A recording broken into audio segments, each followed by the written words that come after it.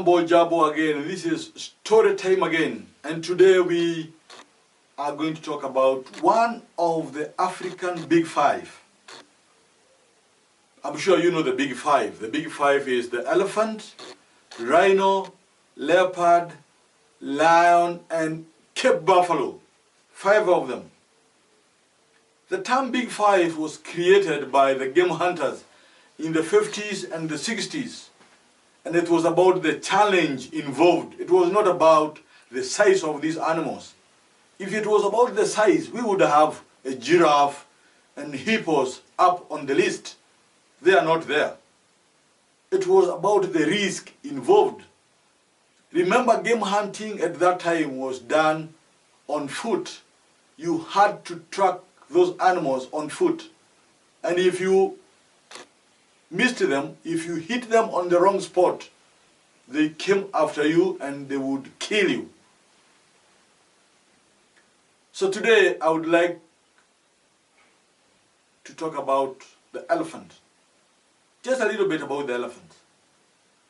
They are said to have a very good memory. They do not forget. You do something to an elephant, they will keep that in their mind forever. They have very strong social structures. They take care of their young ones. They take care of their injured ones. They live together as a family. And the oldest female in the group is the leader of the group, and she's called the matriarch. She is very important. She knows all the permanent sources of water. She can remember where there is a permanent salt leak. She remembers all the safe routes for migration. Very important in the group.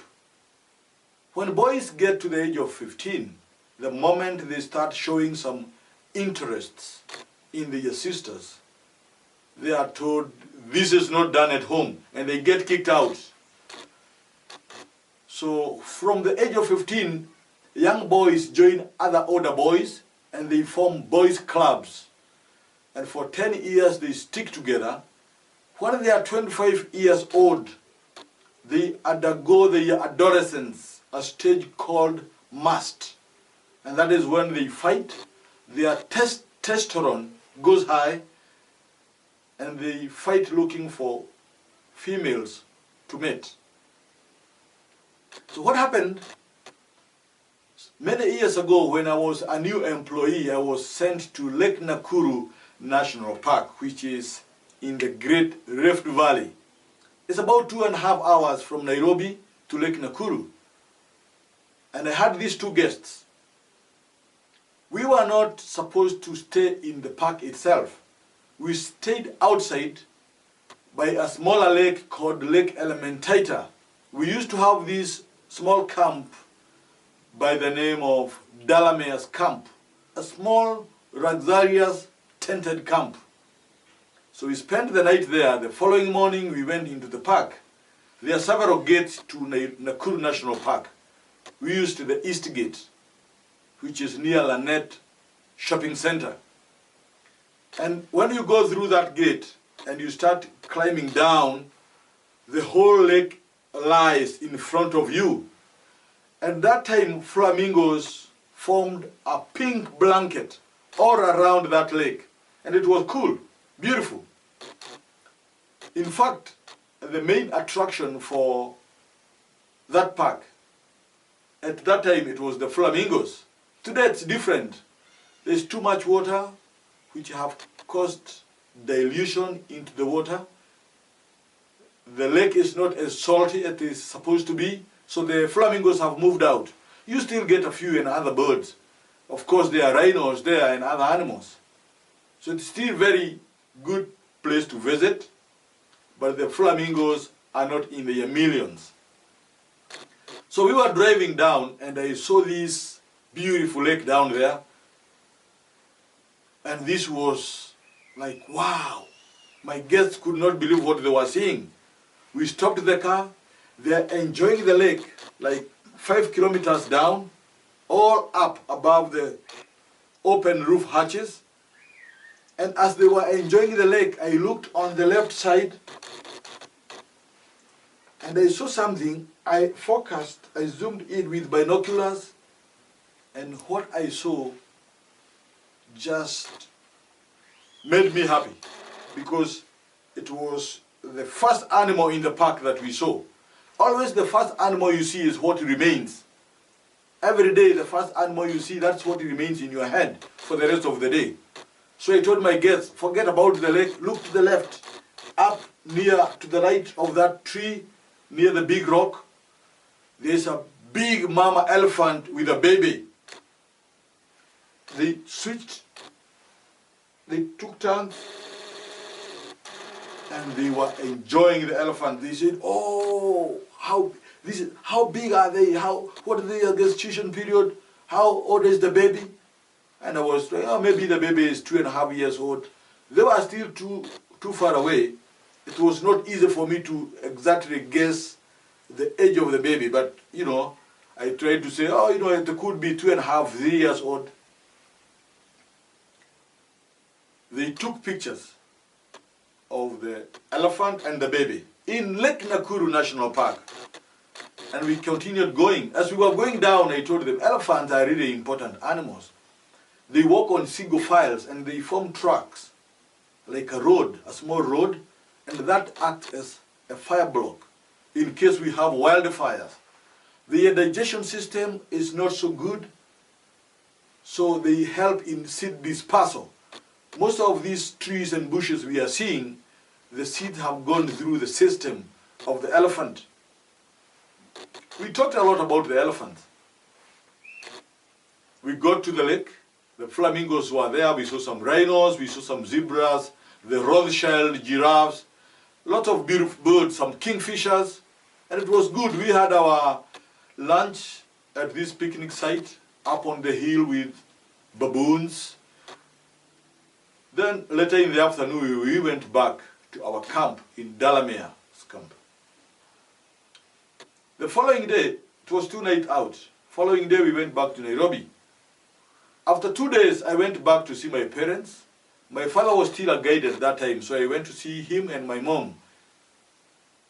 And one evening, we are sitting there and I'm telling them, oh, Daddy, you know, I was able to do my first trip to Lake Nakuru, and it was full of fun. He said, what did you see? We saw a lot of things. The flamingos were in the millions, you could not count them. But what stood out was this elephant and the baby. Right close to the road going down into the lake, we saw, he looked at me like, what are you saying? I said, a big mama elephant and a baby we saw, and my guests took pictures. He laughed.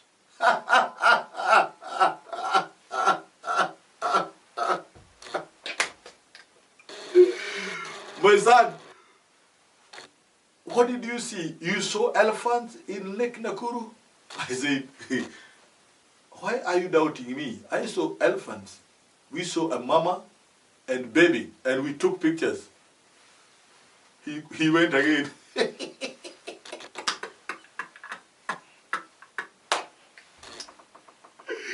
This is good.